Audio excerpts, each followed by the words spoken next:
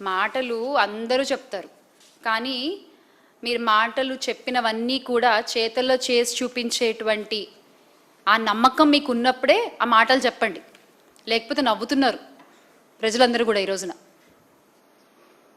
చూసాం కదా, ఇప్పుడు సంవత్సర పై కాలంగా కూటమి ప్రభుత్వం అధికారంలోకి వచ్చిన దగ్గర నుంచి మహిళల పట్ల, దళితుల పట్ల, ఐపీఎస్ అధికారుల పట్ల, ప్రభుత్వ ఉద్యోగుల పట్ల వాళ్ళు ప్రవర్తించిన తీరు ఇది. ఇవన్నీ కూడా ప్రజలు గుర్తుపెట్టుకుంటారు. ఇవన్నీ కూడా ప్రజలు ఏ రకంగా సమాధానం చెప్పాలో అప్పుడు చాలా గట్టిగా సమాధానం చెప్తారు.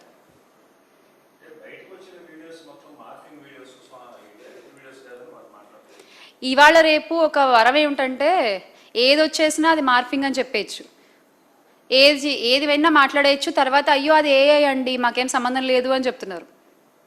మరి నిజాలు భగవంతుడికే తెలియాలి. మీరు మీడియాలోనే ఉన్నారు, మీకు ఒక ఐడియా ఉంటుంది కదా సార్.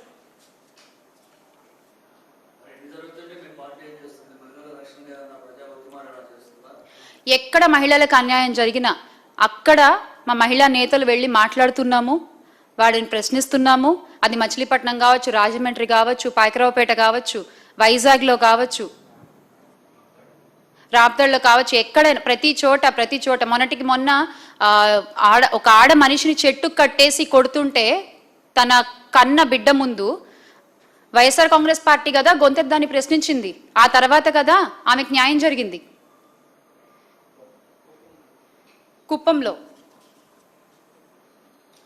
సో ఇలాగా ప్రతి చోట ఎక్కడ మహిళలకు అన్యాయం జరుగుతున్నా అక్కడ ముందు నిలబడేటువంటి పార్టీ వైఎస్ఆర్ కాంగ్రెస్ పార్టీ అని సగర్వంగా తెలియజేసుకుంటున్నాము. ఎందుకంటే మా అధినాయకులు వైఎస్ జగన్మోహన్ రెడ్డి గారికి మహిళలపై అపారమైన గౌరవం.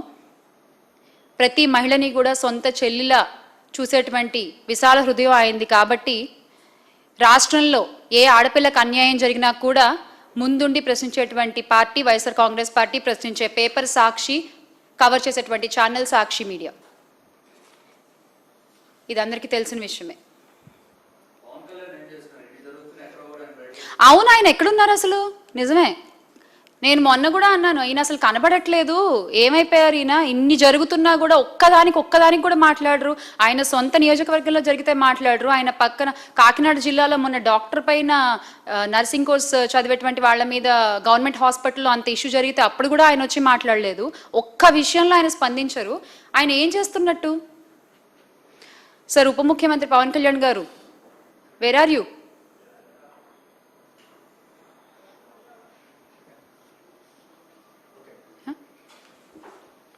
సో ఇవన్నీ గుర్తుపెట్టుకుని ప్రజలందరూ ఈరోజు అనుకుంటున్న మాట, మళ్ళీ రాష్ట్రం బాగుండాలంటే జగన్మోహన్ రెడ్డి గారు ముఖ్యమంత్రిగా అవ్వాలి అని. ఆయన ముఖ్యమంత్రి చేసుకోవడానికి ఈ రోజున చిన్నపిల్లల దగ్గర నుంచి, అంటే అప్పుడే ఓటు హక్కు వచ్చిన వాళ్ళ దగ్గర నుంచి కూడా రెడీగా ఉన్నారు, ఎప్పుడెప్పుడు వైఎస్ఆర్ కాంగ్రెస్ పార్టీకి ఓటేద్దామా అని.